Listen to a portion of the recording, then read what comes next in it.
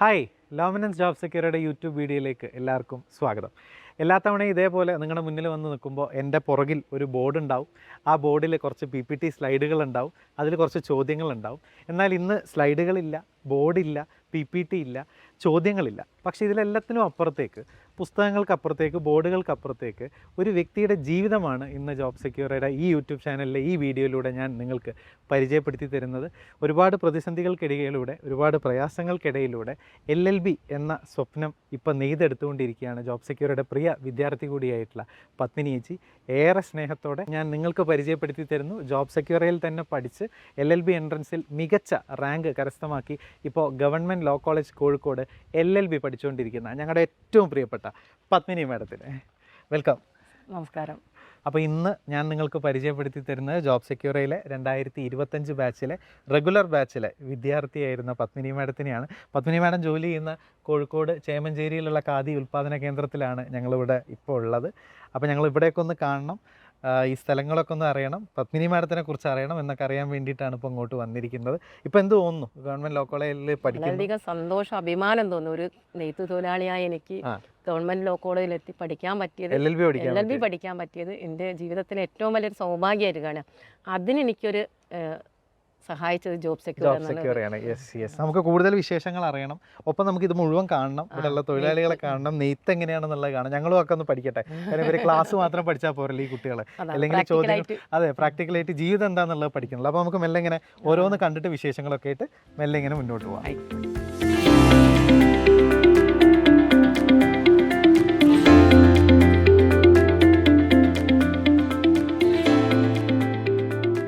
ഇതാണ് ഖാദി തൊഴിലാളികളുടെ യൂണിറ്റ് അല്ലേ?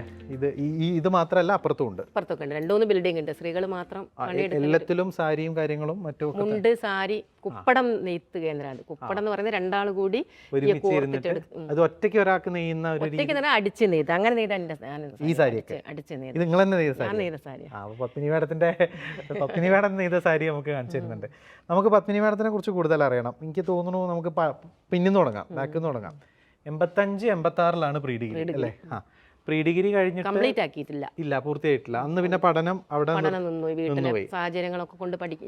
അന്ന് എന്തുകൊണ്ടാണ് പഠനം നിന്നത്? മൂത്ത കുട്ടിയായിരുന്നു. അപ്പം എനിക്ക് ഇളയത് 2 കുട്ടികളുണ്ട്. അപ്പൊ 3ആളെയും പഠനം ഒരുമിച്ച് കൊണ്ടുപോകാൻ പറ്റിയില്ല. പിന്നെ പെൺകുട്ടികളാണല്ലോ അന്ന്, അത്ര പെൺകുട്ടികൾ എന്ന് പറയുമ്പോൾ അങ്ങനെ പഠിക്കുന്ന ഒരു രീതിയൊന്നും എത്ര എഴുതാനും വായിക്കാനൊക്കെ പഠിച്ചല്ലോ. അപ്പൊ പിന്നെ അവിടെ കല്യാണം കഴിച്ചൊക്കെ പറഞ്ഞയക്കുക, അങ്ങനത്തെ ഒരു ചിന്തയാണല്ലോ വീട്ടുകാർക്കുണ്ടാ. വീട്ടുകാരെ കുറ്റമല്ല, പൊതുവെ അങ്ങനെ ഒരു ധാരണയിലാണ് ഞാനൊക്കെ വളരുന്ന കാലത്ത് പെൺകുട്ടികൾ ഒരു അതുകൊണ്ട് അന്ന് പഠനം കംപ്ലീറ്റ് ചെയ്യാൻ പറ്റില്ല. താല്പര്യം ഉണ്ടായിരുന്നു. പിന്നെ ഇത് രണ്ടാമത് പിന്നെ പഠിക്കണം എന്നുള്ള ഒരു ചിന്ത വരാനുള്ള പഠനം നിന്നുപോയിട്ടുണ്ടെങ്കിലും എഴുത്തും വായനയും ഒക്കെ എൻ്റെ ഉള്ളിലുണ്ടായിരുന്നു, വായിക്കാനും. പിന്നെ കുട്ടികൾ, എൻ്റെ മക്കളെ പഠനം, മക്കൾ പഠിച്ചുകൊണ്ടിരിക്കും പോലെ കൂടെ തന്നെ ഞാനും പഠിച്ചിരിക്കും. അങ്ങനെ എനിക്കൊരു പിന്നെയും പഠിക്കണം എന്നൊരു കൊതി വരുന്നത്. മക്കള് പഠിക്കാന്ന് പറയുമ്പോൾ നമ്മുടെ കുസാറ്റില് പഠിച്ചിരുന്ന മകനൊക്കെ പഠിക്കുന്ന പിന്നെ ഒരു നല്ലോണം പഠിക്കാനും അങ്ങനെ ഓരോ പഠിപ്പിക്കുന്നത് ഞാൻ തന്നെയാണ്. അപ്പോൾ ചെറിയതാകുമ്പോൾ കുട്ടികളെ ഇങ്ങനെ പറഞ്ഞ് പഠിപ്പിക്കുമല്ലോ. 10ാം ക്ലാസ് വരെ ഓല കൂടെ ഞാൻ പഠിച്ചു. പിന്നെ ഓല് രണ്ടാളും ഞാൻ ഹ്യൂമാനിറ്റീസ് ആയിരുന്നു, 3rd ഗ്രൂപ്പ് എന്ന് പറയും. അന്ന് പഠിച്ച 3rd ഗ്രൂപ്പ് 1 വർഷം പഠിച്ചു. അപ്പോൾ ഓല് പഠിച്ച, ഒരാൾ കോമേഴ്സ്, ഒരാൾ സയൻസും എടുത്ത് പഠിച്ചു. പിന്നെ ഓലെ കൂടെ ആൺകുട്ടികളാണല്ലോ, ഓലെ കൂടെ എനിക്ക് പഠിച്ചു പോകാൻ പറ്റിയില്ല. പിന്നെ എനിക്ക് സ്വന്തമായിട്ട് പഠിക്കണം. ചെറുങ്ങനെ എഴുതുമ്പോൾ കവിതയ്ക്ക് ജില്ലാ തലത്തിൽ എനിക്ക് സമ്മാനം കിട്ടി. അത് പറയാം, ജോബ് സെക്യൂരിറ്റിയിൽ പഠിക്കുന്ന സമയത്തും ക്ലാസ്സിൽ നമ്മൾ കവിതയൊക്കെ ചൊല്ലാറുണ്ടായിരുന്നു അല്ലേ? അപ്പം അങ്ങനെ എഴുത്തുള്ളൊരു ബന്ധവും, അപ്പം എഴുത്തുകാരുമായിട്ടുള്ള ഒരു ബന്ധം, അങ്ങനെ സാഹിത്യ ക്യാമ്പിലൊക്കെ പങ്കെടുക്കുമ്പോൾ അവിടെ അധ്യാപകരും വിദ്യാർത്ഥികളും എല്ലാവരും വരും. അപ്പം എനിക്കും തോന്നി എനിക്ക് ഒരു അക്കാഡമിക്കലായിട്ടുള്ളൊരു എന്തോ ഒരു സ്പാർക്ക് എനിക്ക് പഠിക്കണം എന്നുള്ളൊരു ആഗ്രഹം, എന്തോ ഞാൻ ബാക്കി വെച്ചിട്ടുണ്ട്. അപ്പം എനിക്ക് മലയാളത്തിൽ ബിരുദെടുക്കണം എന്നുള്ളൊരു ആഗ്രഹമായിരുന്നു, എഴുതിനോട് വായനയൊക്കെ ഉള്ളതുകൊണ്ട്. അപ്പാണ് പിന്നെ ഞാൻ ഈ സാക്ഷരതാ മിഷൻ 2016 കാണുന്ന ഒരു പരസ്യം കാണുന്നത്. അങ്ങനെ തുടർ വിദ്യാഭ്യാസം +2 കാണുന്നത്. അപ്പം ഞാൻ അന്നേരം വീട്ടിൽ നിന്നൊക്കെ പറഞ്ഞത്, നല്ല സപ്പോർട്ട്, മക്കളും ബാലേട്ടനും. കഴിഞ്ഞു, കുട്ടികളെ പഠനവും കഴിഞ്ഞിട്ടുണ്ട്, ബാലേട്ടനുണ്ട്. അപ്പം ഇങ്ങനെ പറഞ്ഞാലും വീട്ടുകാരെ സമ്മതിച്ചു, വലിയ സന്തോഷമായി.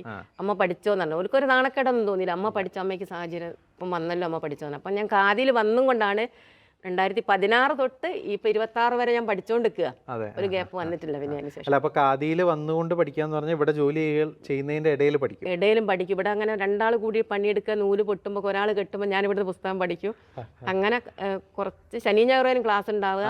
പിന്നെ അങ്ങനെ പഠിച്ച സാക്ഷരതാ മിഷന്റെ തുടർ വിദ്യാഭ്യാസത്തിൽ 1200 1200 മാർക്ക് വാങ്ങി ജയിച്ചിട്ടുണ്ട്. ജില്ലയിൽ വെരി ഗുഡ്. 1200 1202 വലിയ മാർക്കുകളാണ്. ജില്ലയിൽ 1ാം സ്ഥാനമൊക്കെ ഉണ്ടായിരുന്നു. അപ്പാണ് എനിക്ക് ബിരുദം എടുക്കണം എന്ന് തോന്നി. ബിരുദം എടുക്കണം എന്ന് മലയാളമായിരുന്നല്ലോ ഞാൻ വിചാരിച്ചിരുന്നത്. പക്ഷേ ഹ്യൂമാനിറ്റീസ് പഠിപ്പിക്കുമ്പോൾ ഞാൻ പൊളിറ്റിക്കൽ സയൻസ് പഠിപ്പിച്ച ടീച്ചറാണ് ഭരണഘടന കൊണ്ടുവന്ന് കാണിക്കുന്നത്.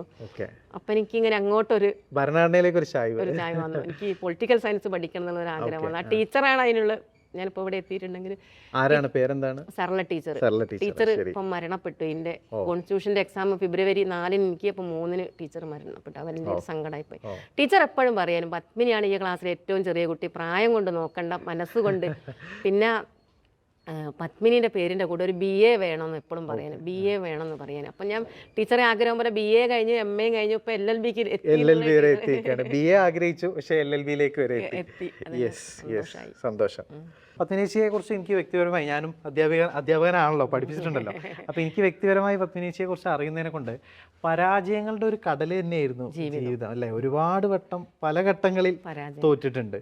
ഈ LLB പഠനത്തിന് വേണ്ടി പത്മിനിയേച്ചി ശ്രമിച്ചപ്പോഴും 2-3 തവണ തോൽവി ഏറ്റ് വാങ്ങേണ്ടി വന്നിട്ടുണ്ട്.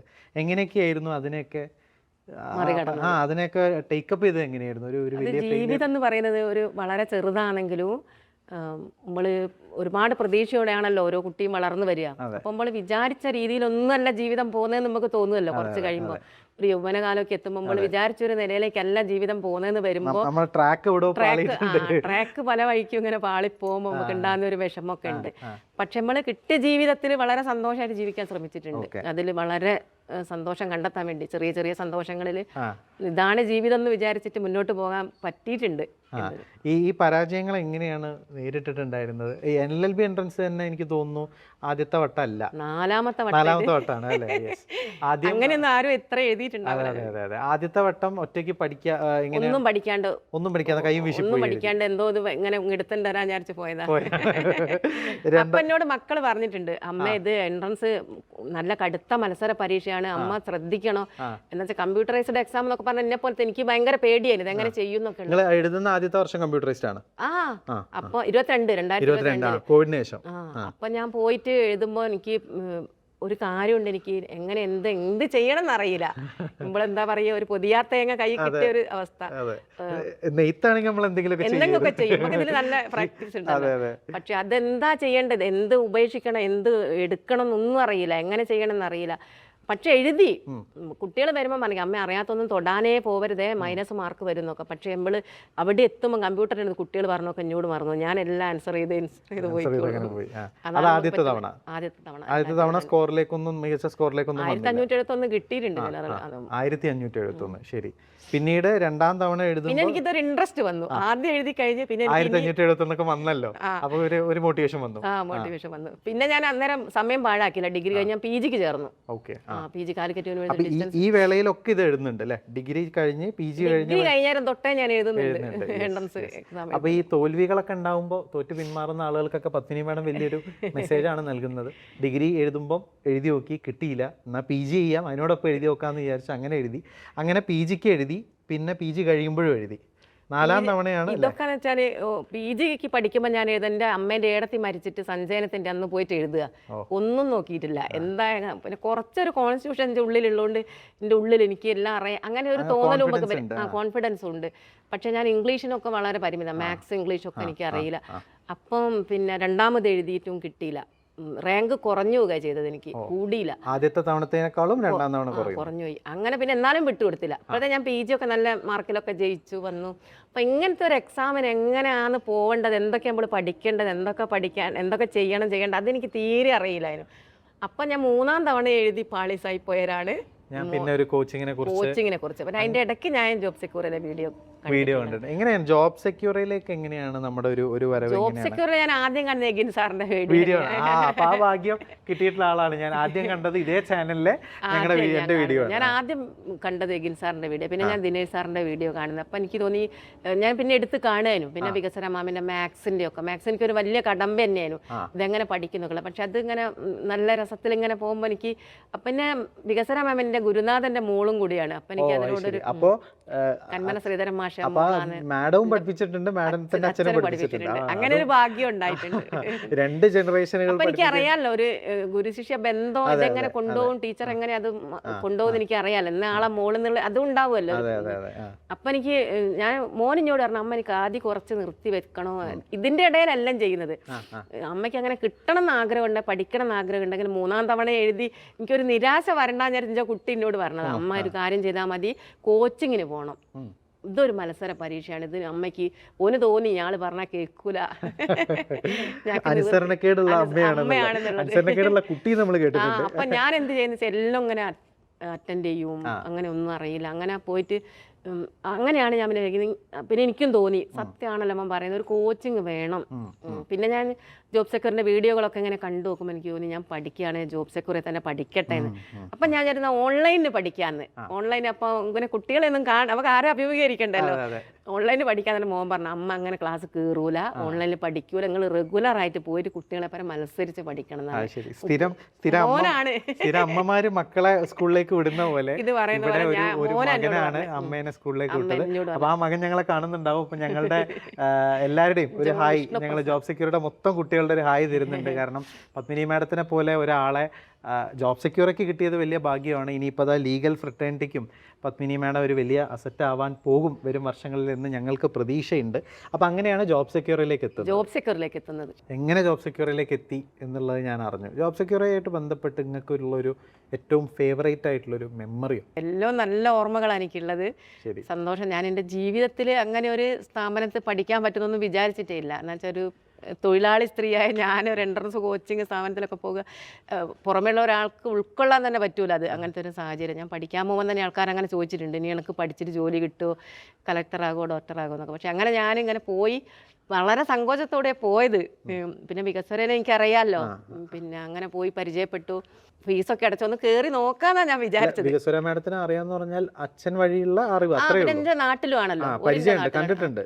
അപ്പം ഞാൻ വിചാരിച്ചൊന്ന് വന്ന് നോക്കി അങ്ങ് പോകാം, ഫീസൊന്നും അടയ്ക്കണ്ട, എന്താ വെച്ചാൽ ഞാൻ പിന്നെ വന്നില്ലെങ്കിലോ, അതായത് കുട്ടികളോട് മല്ലിട്ട് ബസ്സിലൊക്കെ കയറി ഇങ്ങനെ പോകണോ. പിന്നെ അപ്പം ഞാൻ ഇങ്ങനെ മോനോട് ഇങ്ങനെ പറയണം വിചാരിച്ചു, എനിക്ക് ഓൺലൈൻ ക്ലാസ് മതിയെന്ന്. പിന്നെ ഇങ്ങനെ നേരിട്ട് ആൾക്കാരെ കാണുമ്പോൾ ഒരു ചമ്മലുണ്ടാവില്ല, പ്രായമായ ഞാനിങ്ങനെ വന്നിരിക്കുമ്പോൾ ചെറിയ കുട്ടികളാണല്ലോ പഠിപ്പിക്കാൻ കൂടെ ഉണ്ടതും. അപ്പം ഞാനിങ്ങനെ വന്ന് അരിയാണ് എൻ്റെ മുകളിലേക്ക് ക്ലാസ്സിലേക്ക് കൊണ്ടുപോകുന്നത്. ക്ലാസ് അപ്പോൾ തുടങ്ങിക്കഴിഞ്ഞ് ഞാൻ കുറച്ച് സമയം വൈകിപ്പോയിട്ടുണ്ട്. അപ്പോൾ കടന്നു നോക്കുമ്പോൾ ഞാൻ ദിനേശ് സാറിനെ ആദ്യമായിട്ട് കാണാം, വീഡിയോയിൽ മാത്രം കണ്ടേ. അപ്പം എനിക്ക് ഭയങ്കര ഇഷ്ടമാണ് സാറിൻ്റെ ക്ലാസ്സുകളൊക്കെ. അപ്പം അങ്ങനെ ചെല്ലുമ്പോൾ എനിക്ക് പേടിയുണ്ട്, സാറിനൊക്കെ എനിക്ക് ഭയങ്കര ഒരു എന്താ പണ്ടത്തെ കുട്ടിയാണ് ഞാൻ. പണ്ടിങ്ങനെ അധ്യാപകരൊക്കെ ഒരു പേടിക്കുന്ന അതെനിക്ക് ഇങ്ങനെ പടപടാൻ മിടിക്കുന്നുണ്ട്. അപ്പം സാറിങ്ങനെ ഞാനങ്ങനെ കയറിയിരുന്നു, സാറിങ്ങനെ പറയുന്നതൊക്കെ എന്നെ പറ്റിയാന്ന് എനിക്ക് തോന്നുക. എന്താണെന്ന് വെച്ചാൽ മുമ്പ് ചെയ്യുന്ന മണ്ടത്തരങ്ങൾ, എക്സാമിന് ചെയ്യുന്ന കാര്യങ്ങളൊക്കെ. അപ്പം അങ്ങനെ പറയുമ്പോൾ ഞാൻ ഇതൊക്കെയല്ലേ എൻ്റെ തെറ്റുകൾ, ഞാൻ ഇത് ആദ്യം ഇവിടെ വന്നീനെങ്കിൽ ഞാനിപ്പം കയറി പോയിട്ടുണ്ടല്ലോ എന്ന് എനിക്ക് അന്ന് തോന്നി. അപ്പോൾ വന്ന് പോകാമെന്ന് വിചാരിച്ച് ഞാൻ അവിടെ തന്നെ നിൽക്കുക അന്ന് ആ ദിവസത്തിൽ. എന്ന് വെച്ചാൽ മുകളിൽ പടിയൊക്കെ കയറി പോകണമെങ്കിൽ കുറച്ചൊരു പ്രയാസം വരുമോ നിത്യം അങ്ങനെ പോകാമെന്നൊക്കെ വിചാരിച്ച ഞാൻ പിന്നെ എനിക്ക് ജോബ് സെക്യൂറെ സദാസമയം പോകാനല്ല, അങ്ങനെ പിന്നെ വിലയൊന്നും കാണാണ്ട് നിൽക്കാൻ പറ്റാത്തൊരു സാഹചര്യത്തിലേക്ക് അത്രയും നല്ല ക്ലാസ്സുകൾ, മോട്ടിവേഷൻ ക്ലാസ് ദിനേശ് സാറിൻ്റെ. പിന്നെ എനിക്ക് ഇംഗ്ലീഷൊന്നും കുറച്ച് ഞാൻ പിറകോട്ടാണ്, ഇംഗ്ലീഷിനൊക്കെ മാത്സും ഇംഗ്ലീഷൊക്കെ പണ്ട് അങ്ങനെ പഠിച്ചൊരു ഇതൊക്കെയല്ലേ ഉള്ളൂ. അപ്പോൾ സാർ ഒരുപാട് കഷ്ടപ്പെട്ടിരിക്കും ഞാൻ മുന്നോട്ട് കൊണ്ടുവരേണ്ടിയിട്ട്. എന്താ വെച്ചാൽ എനിക്കത് മലയാളത്തിലേക്കാക്കി പറഞ്ഞു തന്നിട്ട് എല്ലാ കാര്യവും സാർ അങ്ങനെ ഒരുപാട് കഷ്ടപ്പെട്ടിട്ടുണ്ട്. സാറ് മാഡത്തിൻ്റെ കാര്യത്തിൽ മാത്രമല്ല, അപ്പോൾ ഞങ്ങളടക്കം ജോബ് സെക്യൂറിൽ ഞാനാണെങ്കിലും അഫ്താബ് സാർ ഞങ്ങളൊക്കെ അവിടെ പഠിച്ചാണല്ലോ. അപ്പം അന്ന് മുതലേ സാർ അത്രയും എഫേർട്ട് ഇട്ടിട്ട് തന്നെയാണ്. അപ്പം സാറ് പറയാൻ നിങ്ങളെപ്പോലെ ഉള്ള ഒരാൾ പഠിക്കാൻ കയറുന്നുള്ള ഞങ്ങൾക്കൊരു അഭിമാനം, സന്തോഷമാണ്. ഞങ്ങൾക്ക് നിങ്ങളെപ്പോലെയുള്ള ഒരു കയറി വരണമെന്ന് എപ്പോഴും പറയും. നേരെ മറിച്ച് ആരെങ്കിലും ഒരു നെഗറ്റീവ് പറയുകയാണെങ്കിൽ എന്തെങ്കിലും ഒന്ന് പറയാതെ എനിക്ക് ചിലപ്പോൾ ഒരു ഞാൻ വരുന്നുണ്ടാവൂല. പ്രത്യേകിച്ചും ക്ലാസ്സിൽ ചെറിയ മക്കളല്ലേ, എൻ്റെ മക്കളാകാൻ പ്രായമുള്ള ചെറിയ കുട്ടികളെ വരെ ഓരോ അമ്മമ്മയാകാൻ പ്രായമുള്ള ഞാൻ. പക്ഷേ ഞാനും ടീച്ചേഴ്സ് എല്ലാം കൂടി ഒരു ചങ്ക് പോലെയായിട്ട് ഭയങ്കര സ്നേഹം. ജോബ് സെക്യൂറാന്ന് പറയുന്നത് എനിക്ക് ഒരിക്കലും മറക്കാൻ പറ്റൂല. അത്രയും ഈ ഒരു അനുഭവം എനിക്ക് മുതൽക്കൂട്ടായിട്ടുണ്ട്. കോളേജിൽ എത്തുമ്പോൾ ഇപ്പം ഞാൻ ഗവൺമെൻറ് ലോ കോളേജ് പഠിക്കുമ്പോൾ ചെറിയ കുട്ടികളെപ്പുറം പഠിക്കുമ്പോൾ ഒക്കെ എനിക്ക് ഇവരൊക്കെ കുട്ടികളെ ഒരു മൈൻഡ് തലമുറ ഗ്യാപ്പ് ഉണ്ടല്ലോ ഒരുപാട്. അതിൽ ഇപ്പം നേരത്തെ നിങ്ങൾ പറഞ്ഞ പോലെ ഇപ്പം ഈ പഠിക്കാൻ വേണ്ടി രണ്ടാമത് പോയി തുടങ്ങിയപ്പോൾ ആളുകൾ ഒരുപാട് കളിയാക്കുകയും പരിഹസിക്കുകയും ചെയ്തിട്ടുണ്ടാവും. ഡോക്ടർ ഇപ്പോൾ പറഞ്ഞല്ലോ, ഡോക്ടർ ആവാൻ പോവുകയാണോ കളക്ടർ ആവാൻ പോകണം. ഈ ഒരു പരാജയങ്ങളെയും കളിയാക്കലുകളെയൊക്കെ എങ്ങനെയാണ്, എന്തായിരുന്നു അത് ആക്ച്വൽ മോട്ടിവേഷൻ? പക്ഷേ ഞാൻ നേരത്തെ പറഞ്ഞ ഒരു സർല ടീച്ചറെ കാര്യം ടീച്ചർക്കറിയാം. അങ്ങനെ ടീച്ചർ എന്നോട് പറയൂ, ഇതൊന്നും നമ്മൾ ചെവിക്കൊടുക്കാൻ പോകരുത്, ശ്രദ്ധിക്കരുത്. ശ്രദ്ധിച്ചുമ്പോൾ അതിന് മറുപടി പറഞ്ഞാൽ നമ്മൾ പോലെ പോലെ തന്നെ ആയി. അപ്പം നമ്മളിത് മൈൻഡ് ചെയ്യാണ്ട് പോയിട്ട് നമ്മൾ വിജയത്തിലെത്തിയിട്ടാണ് ഇതിനൊക്കെ മറുപടി കൊടുക്കേണ്ടത്. നമ്മൾ ഓരോ സ്ഥലത്തും വിജയിച്ച് അപ്പോൾ ഞാൻ ഓരോ സ്ഥലങ്ങളിലും വിജയിക്കുമ്പോൾ എനിക്ക് കളിയാക്കിയവർ തന്നെ വിളിച്ച് അഭിനന്ദനമൊക്കെ തരുന്ന അപ്പോൾ ഒന്നും ആരും പറയുന്നില്ല. എന്നുവെച്ചാൽ ഇപ്പോൾ ആൾക്കാർക്ക് മനസ്സിലായി ഇങ്ങനെയും ആഗ്രഹങ്ങൾ ഉണ്ടാവും മനുഷ്യൻ എന്നുള്ളത്. ഇപ്പം ആൾക്കാർക്ക് മനസ്സിലായി. അപ്പൊ നമ്മളെ കളിയാക്കിയ ആളുകൾക്ക് നമ്മളുടെ റിസൾട്ടുകളിലൂടെ മറുപടി കൊടുക്കണ്ടുള്ളൂ. മറ്റെന്താ ഓലോട് അന്നേരം നമ്മൾ അതിന് ഇങ്ങനെ മറുപടി കൊടുക്കേണ്ട ഒരു ആവശ്യമില്ല എന്നായിരിക്കും. നമ്മൾ അതൊന്നും ചെവിക്കൊടുക്കരുത്.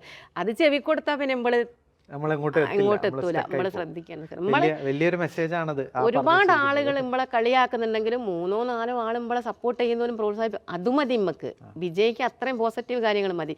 ജോബ് സെക്യൂർ എനിക്ക് കിട്ടിയ അതാണ്. ഇപ്പം എന്താ വെച്ചാൽ മക്കളെ പ്രായമുള്ള അഫ്താബ്, എഗിൻ സാറ് എന്നൊക്കെ പറഞ്ഞാൽ എനിക്ക് ഈ ക്ലാസ്സുകളൊന്നും ഇപ്പോഴും ഞാൻ ലോ കോളേജിൽ പഠിക്കുന്നതിന് ഒരു അടിത്തറ എന്ന് പറയുന്നത് ജോബ് സെക്യൂറിൽ നിന്ന് കിട്ടിയതാണ്. എല്ലാ കാര്യങ്ങളും അവിടെ നിന്ന് കിട്ടിയത് തന്നെയാണ്. അപ്പം ലീഗനൊക്കെ ആയിക്കോട്ടെ, എനിക്ക് കോൺസ്റ്റിറ്റ്യൂഷനൊക്കെ വേറൊരാൾ പഠിപ്പിക്കുമ്പോൾ എനിക്ക് തോന്നുന്നു അങ്ങനെയല്ലല്ലോ വേണ്ടത്. എനിക്ക് ദിനേശ് സാറിൻ്റെ കോൺസ്റ്റിറ്റ്യൂഷൻ്റെ ഉള്ളിലുള്ളതുകൊണ്ട് എനിക്ക് അങ്ങനെ തോന്നും.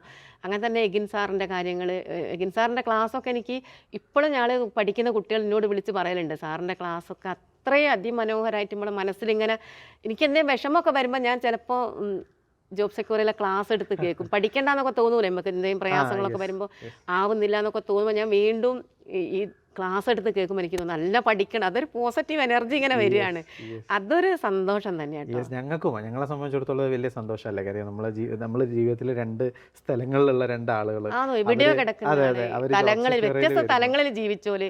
എൻ്റെ ഒരു ജീവിതതലം എന്ന് പറയുന്നത് ഇപ്പം നിങ്ങൾ കണ്ടല്ലോ, അടിത്തറ. അപ്പൊ ഈ ഒരു അടിത്തറയിൽ നിന്നാണ് ഞാനിപ്പോൾ ഇങ്ങനെ ഒരു ലോ കോളേജിൽ ബസ് ഇറങ്ങി പോകുമ്പോൾ ഞാൻ പലപ്പോഴും ചിന്തിക്കും, ഞാൻ സ്വപ്നം കാണുകയാണോ എന്ന്. വെള്ളിമാട് കുന്ന് അവിടെ ഇങ്ങനെ ബസ് ഇറങ്ങിയിട്ട് കോളേജിലേക്ക് നടന്നു പോകുമ്പോൾ ഞാൻ പണ്ടത്തെ ഈ കുട്ടിയായിട്ട് ഞാനിങ്ങനെ ചിന്തിക്കും, ഞാൻ എങ്ങനെ എവിടെ എത്തി. അപ്പം എനിക്ക് അവിടെ എത്താൻ പറ്റിയത് ജോബ് സെക്യൂറിൽ ഞാൻ പഠിച്ചിട്ടുണ്ട്. അല്ലെങ്കിൽ ഞാൻ വീണ്ടും ഇങ്ങനെ മോൻ പറഞ്ഞ കേൾക്കാണ്ട് നിൽക്കാതെ എഴുതി പോയിരുന്നു. പക്ഷെ എന്തായാലും അന്ന് കണ്ട സ്വപ്നങ്ങളൊക്കെ ഓരോന്നോരോന്ന് ആവട്ടെ, എല്ലാ സ്വപ്നങ്ങളും ആവട്ടെ.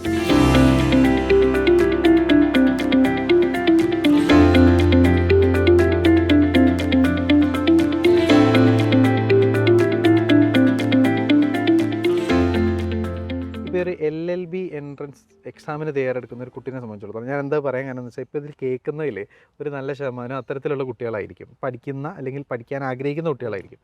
നിങ്ങളെ ഏറ്റവും കൂടുതൽ സഹായിച്ചിട്ടുള്ളത് എന്താണ്? എന്ത് സംഗതിയാണ് ഒരു ഭയങ്കര ഗുണമായിട്ട് തോന്നിയിട്ടുള്ളത്? എനിക്ക് ഒന്നാമത്തെ ഗുണം തന്നെ ഞാൻ ജോബ് സെക്യൂറിൽ കോച്ചിങ്ങിന് വന്നായിരുന്നു. അല്ലെങ്കിൽ ഞാൻ വീണ്ടും 4-ാം വട്ടോ 5-ാം വട്ടമൊക്കെ എഴുതി 3 വട്ടം എഴുതിയിട്ട് കിട്ടാത്തതാണല്ലോ ഞാൻ ജോബ് സെക്യൂറിൽ വന്നാൽ എനിക്ക് കിട്ടിയത്. അതായത് അവിടെ വന്നിട്ട് കിട്ടുന്ന എല്ലാം തന്നെ അവരുടെ ഗൈഡ്, ജോബ് സെക്യൂറിൻ്റെ ഗൈഡ് എന്ന് പറയുന്നത് ഇപ്പോഴും ഞാൻ ലോ കോളേജിൽ പഠിക്കാനും എക്സാമിന് വേണ്ടി ഉപയോഗിക്കുന്നു എന്ന് പറയുമ്പോൾ അതിൻ്റെ ഫസ്റ്റ് സെമ്മും സെക്കൻഡ് സെമ്മും ഞാൻ ഉപയോഗിക്കുന്നുണ്ട്. ജോബ് സെക്യൂറിൻ്റെ ഗൈഡ് വെച്ച് പഠിക്കുന്നുണ്ട്. അതിൽ ഞാൻ സംശയങ്ങൾ നോക്കുന്നത് ഒക്കെ തന്നെ ജോബ് സെക്യൂറിൻ്റെ ഗൈഡാണ്. പിന്നെ വർക്ക് ബുക്കുകൾ തരുന്ന വർക്ക് ബുക്കുകൾ അതൊക്കെ ചെയ്ത് പഠിച്ചാൽ തന്നെ നമ്മൾ മുന്നോട്ട് നല്ല രീതിയിൽ പോകും. പിന്നെ അടുത്ത ഫാക്കൽറ്റികൾ ഒരു കൂട്ടിപ്പിടിക്കൽ എന്ന് വെച്ചാൽ ഞാനൊക്കെ ഒരുപാട് പിറകോട്ട് ഉള്ള ആളാണല്ലോ, പല സബ്ജക്റ്റിനും പിറകോട്ടാകുമ്പോൾ നമ്മളെയും കൂടി എന്ന് വെച്ചാൽ കുട്ടികളെ മുന്നിൽ നമ്മളെത്താൻ വേണ്ടിയിട്ട് അവർ നമ്മളെയും കൂടിയും കൂട്ടിപ്പിടിക്കുന്നത് അതാണ് എനിക്ക് ഏറ്റവും എൻ്റെ ഹൃദയത്തിൽ തട്ടിയൊരു സന്തോഷം എന്ന് പറയുന്നത്. എന്നുവെച്ചാൽ നിങ്ങളൊരു ഏജായ ആളാണ്, നിങ്ങൾ ഇവരപ്പം എത്തൂല എന്നുള്ളൊരു മൈൻഡായിരുന്നു ഇവർക്ക് എന്ന് വെച്ചാൽ ഞാൻ തളർന്നു പോകുകയായിരുന്നു. പക്ഷെ കൈ പിടിച്ചു മുന്നിലോട്ട് കൊണ്ടുവരുന്ന ഒരു അതില്ലേ, അതാണ് നമ്മളെ ഇത്രയും ആത്മാർത്ഥതയുള്ള അധ്യാപകർ, ഫാക്കൽറ്റി, അതെനിക്ക് വളരെയധികം സന്തോഷം നൽകിയിട്ടുണ്ട്. ഇപ്പോൾ എഗിൻ സാർ ആയാലും ക്ലാസ്സിൽ വന്നിട്ട് മക്കളെ എന്നൊക്കെ പറഞ്ഞ് പറയുമ്പോൾ മക്കളെ എന്നൊക്കെ പറഞ്ഞ് കുട്ടികളോട് പറയുമ്പോൾ ഞാൻ ശരിക്കും ഞാനും കുഞ്ഞു കുട്ടിയാന്ന് തോന്നും. എനിക്ക് ചെറിയൊരു ഇപ്പോഴത്തെ ബാച്ചിലുള്ള സീനിയർ ആയിട്ടുള്ള ഒരു പള്ളിയിലച്ഛനൊക്കെ ഉണ്ട് പഠിക്കുന്ന, അപ്പോൾ അച്ഛനും പറയാറുണ്ട് മക്കളെ എന്ന് വിളിക്കുമ്പോൾ മക്കളെ എന്നൊക്കെ വിളിക്കുക, പിന്നെ ചേർത്ത് പിടിക്കുന്ന ഒരു സ്നേഹം കൊടുത്തിട്ട് പഠിപ്പിക്കുക. മറ്റ് ഭയങ്കര സ്ട്രിക്റ്റ് ആയിട്ട് പഠിപ്പിക്കാൻ ഞാൻ അന്ന് തന്നെ പോവുകയാണ്, ഭയങ്കര കർശനായിട്ടുള്ള. പക്ഷെ നമ്മൾ ഓരോരുത്തരെയും വീക്ക്നെസ് എന്താ എവിടെയാന്ന് ഇവർക്ക് പാളിച്ചകൾ ഉള്ളതെന്ന് നോക്കിയിട്ട് ഓരോ മുന്നോട്ട് കൊണ്ടുവരാനുള്ള അതാണ് ജോബ് സെക്യൂറിന് എനിക്ക് മുന്നോട്ട് നല്ല രീതിയിൽ പോകാൻ പറ്റിയത്. എല്ലാ ദിവസവും എക്സാം അത് ഞാൻ മത്സരിച്ച് പഠിക്കാനും എങ്ങനെ ചെയ്യാൻ പറ്റുന്നു എന്നുള്ളത് മത്സരിച്ച് അതൊരു വലിയൊരു ആവേശം തന്നെയാണ്. എന്നുവെച്ചാൽ ഓരോ ദിവസവും എക്സാം ലീഗലിൻ്റെ ആയിക്കോട്ടെ, പിന്നെ ദിനേശ് സാറൊക്കെ ഇങ്ങനെ എക്സാം നമ്മൾ ഉള്ളിലൊരു പേടി ഉണ്ടെങ്കിലും സാറൊക്കെ തന്നെ നമ്മളെ അത്രയും നമ്മളെ എഴുത്ത് തന്നെ ഇതിന് പിന്നെ മെൻ്റൽ എബിലിറ്റി ഒക്കെ ഞാൻ കുറച്ച്, പിന്നെ ഇംഗ്ലീഷ് ഒക്കെ തന്നെ എഞ്ചിനീയർ സാറാണെങ്കിലും എക്സാം എടുക്കുമ്പോഴൊക്കെ നമ്മളടുത്ത് വന്ന് ഇങ്ങനെ അടുത്ത് നിൽക്കും. നിൽക്കും നമ്മളിങ്ങനെ അടുത്ത് ഉത്തരം നിൽക്കും. അപ്പൊ എന്താ നമുക്ക് ഇങ്ങനെ ഒരു ടെൻഷൻ. അത് ഞങ്ങള് പഠിക്കുന്ന സമയത്തും സാർ ഇങ്ങനെ അടുത്ത് വന്ന് നിൽക്കും, എന്താ സാറിങ്ങനെ അടുത്ത് എഴുതുന്നത് നിൽക്കും. നോക്കും. എന്നിട്ട് പിന്നെ അത് പറയേ. അതെ അപ്പൊ നമുക്ക് പറ്റുന്ന പോരായ്മകൾ എന്ന് വെച്ചാൽ ഒരുപാട് മണ്ടത്തരങ്ങൾ നമ്മൾ ചെയ്യുമല്ലോ. മണ്ടത്തരമൊക്കെ ആടെ കുടഞ്ഞിടണം എന്ന് ദിനേശ് സാർ അതെ പറയാം. അതെ നിങ്ങൾ ഉള്ള മണ്ടത്തരങ്ങളൊക്കെ ഇവിടെ ഇട്ട് കുടഞ്ഞിട്ടിട്ട് നിങ്ങൾ ഇവിടുന്ന് ഇറങ്ങി പോകുമ്പോൾ എല്ലാം ക്ലിയർ ആക്കി പോകണം എന്നാണ് ദിനേശ് സാർ പറയുക. അപ്പോൾ അവിടുത്തെ എല്ലാവരും അങ്ങനെ നമ്മളെ ചേർത്ത് പിടിക്കുന്നതുകൊണ്ടാണ് എനിക്ക് ആകെ ഒരു കുറച്ച് GK മാത്രമേ എൻ്റെ കയ്യിലുള്ളതിന് ആടെ വരുന്നുള്ളൂ. ബാക്കിയൊക്കെ ഞാൻ ആടെ വന്നേരം നേടിയെടുത്തതാണ്. അപ്പോൾ എനിക്ക് കോൺസ്റ്റിറ്റ്യൂഷൻ ആയിക്കോട്ടെ, പിന്നെ മെൻ്റൽ എബിലിറ്റി ആയിക്കോട്ടെ, ഇംഗ്ലീഷ് ആയിക്കോട്ടെ, ഒരു മാറ്റം വന്നത് ഇപ്പം ഞാൻ ഒരു അന്തസ്സായിട്ട് കോളേജിലൊക്കെ പോകാൻ കുട്ടികളെപ്പം ഇങ്ങനെ പഠിക്കുകയൊക്കെ ചെയ്യുന്നത് അതിനൊരു ബാക്ക്ഗ്രൗണ്ട് എടുത്തറാന്ന് പറയുന്നത് ജോബ് സെക്ടറിലെ പഠനമാണ്. എന്താണെന്ന് വെച്ചാൽ എനിക്ക് മറ്റല്ലേ അങ്ങനെ പഠിക്കാൻ പറ്റൂലായിരുന്നു. ആദ്യം എനിക്ക് പേടിയുണ്ടായിരുന്നു, ഞാൻ എങ്ങനെ ഇവരുടെ പോയി പഠിക്കും, എനിക്കൊന്നും അറിയില്ലല്ലോ, എൻ്റെ എല്ലാ വിവരക്കേട് ഇവർ മനസ്സിലാക്കുമല്ലോ. ഇപ്പോൾ ഒരു ആത്മാർത്ഥതയുള്ള അധ്യാപകൻ നമ്മളെ പോയത്തരങ്ങളൊക്കെ മനസ്സിലാക്കില്ല. അപ്പോൾ ഇവർ മനസ്സിലാക്കില്ല. അപ്പോൾ എനിക്ക് നാണക്കേട് ഉണ്ടായിരുന്നു ഫസ്റ്റ് വരുമ്പോൾ. പക്ഷേ ഇവിടെ എത്തി ഇവരെ മനസ്സിലാക്കിയാൽ എനിക്ക് തോന്നി ഇവർ നമ്മളെ ചേർത്ത് പിടിക്കുന്ന പോലാണ്, എനിക്കൊരു പ്രശ്നമില്ല. അവിടെ എത്തിയതുകൊണ്ടായിരിക്കണം ഞാൻ ലോ കോളേജിൽ എത്തിയത്. ഇനിയിപ്പോ ലോ കോളേജിനെ കുറിച്ച് പറഞ്ഞ സ്ഥിതിക്ക് കുറച്ച് ലോ കോളേജ് വിശേഷങ്ങളും ആവണല്ലോ. എങ്ങനെ പോകുന്നു ലോ കോളേജിലെ പഠനം? അടിപൊളിയായിട്ട് പോകുന്നു. എനിക്ക് അങ്ങനെ ഒരു കോളേജ് പഠിക്കാൻ പറ്റുന്നത് ഞാൻ സ്വപ്നത്തിൽ പോലും കണ്ടിട്ടില്ല. കോഴിക്കോട് ഗവൺമെന്റ് ലോ കോളേജ് എന്ന് പറഞ്ഞാൽ പൊതുവിൽ തന്നെ എല്ലാവരെയും ഒരു കൂട്ടിപ്പിടിക്കുന്ന, അതെ, ചേർത്ത് നിർത്തുന്ന സ്ഥാപനങ്ങളിൽ ഒന്നാണ് അല്ലേ. എന്നുവെച്ചാൽ ജനറേഷൻ ഗ്യാപ്പ്, പ്രായം കുറഞ്ഞ കുട്ടികളുണ്ട്, പ്രായമുള്ള ആൾക്കാരുണ്ട്, എല്ലാവരെയും കൂട്ടത്തിൽ പഠിക്കുമ്പോഴാണ് ഒരു സന്തോഷം. അതിൻ്റെ ഒരു വലിയ സ്വപ്നമായിരുന്നു ഇങ്ങനെ പഠിക്കുക എന്നുള്ളത്. അപ്പോൾ അവിടെ എത്താൻ പറ്റിയത് എനിക്ക് ജോബ് സെക്ടറിനോട് അതിയായ നന്ദി രേഖപ്പെടുത്താനുണ്ട്. അവിടെയുള്ള എല്ലാ സ്നേഹവും നന്ദി അറിയിക്കുകയാണ്. ദിനേശ് സാറും ടീമും.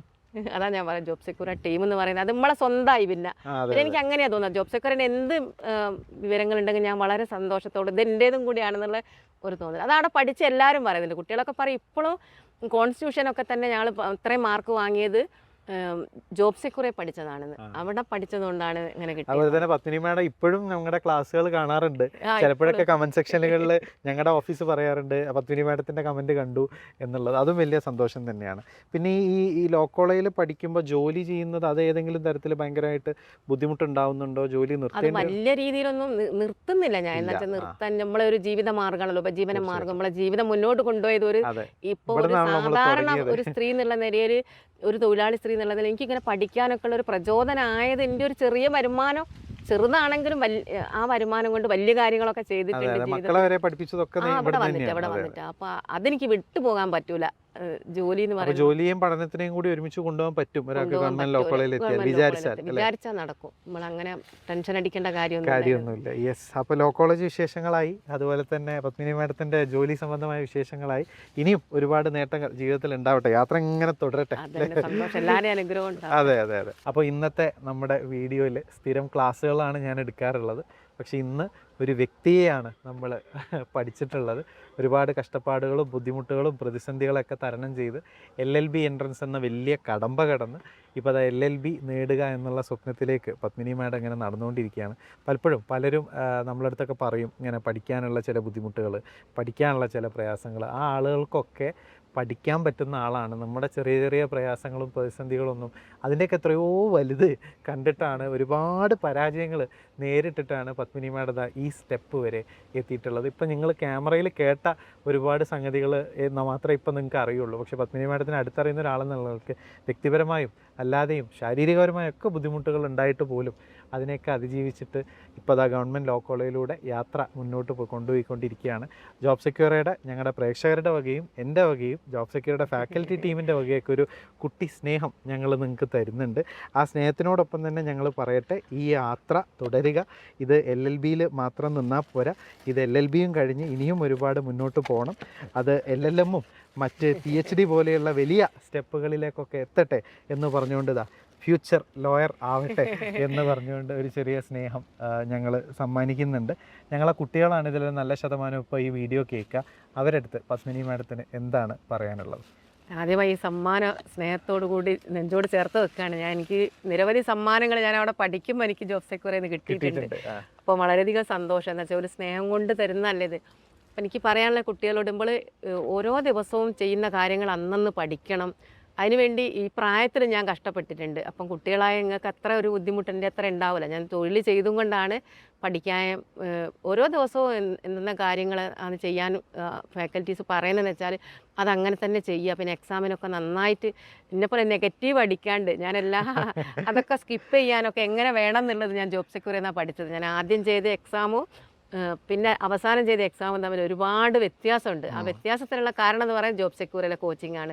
അപ്പം കോച്ചിങ് കൊണ്ട് നമ്മൾ വിചാരിക്കും ഇപ്പോൾ എക്സാം കടന്നു വീഴാൻ വേണ്ടിയാണോ, അങ്ങനെയല്ല. അപ്പോൾ എൻ്റെ കൂടെ തന്നെ നല്ല റാങ്കിലൊക്കെ വന്ന് പഠിക്കുന്ന ആളുകളുണ്ട്. അപ്പോൾ അവർക്ക് ഇതിൻ്റെ ഒന്നൊരു അടിത്തറയില്ല, ബേസിക്കായിട്ടൊന്നും അങ്ങനെ കാര്യങ്ങൾ അറിയില്ല. കോൺസ്റ്റിറ്റ്യൂഷൻ ആയാലും എന്ത് കാര്യത്തിനെ പറ്റി ടോർട്ട് കോൺട്രാക്റ്റ് ഒക്കെ ഈ കോച്ചിങ്ങിന് പോയതുകൊണ്ട് ഞങ്ങൾക്ക് വളരെയധികം ഗുണം ചെയ്തിട്ടുണ്ട്. അപ്പം നമുക്ക് മുന്നോട്ടും ഈ LLB എന്നുള്ള സ്വപ്നം കയ്യിലുള്ള ആൾക്കാർക്ക് അത് മുന്നോട്ട് കൊണ്ടുപോകണമെങ്കിൽ അപ്പോൾ അവർക്ക് ഒരുപാട് ഗുണം ചെയ്യും ഈ കോച്ചിങ് കൊണ്ട്.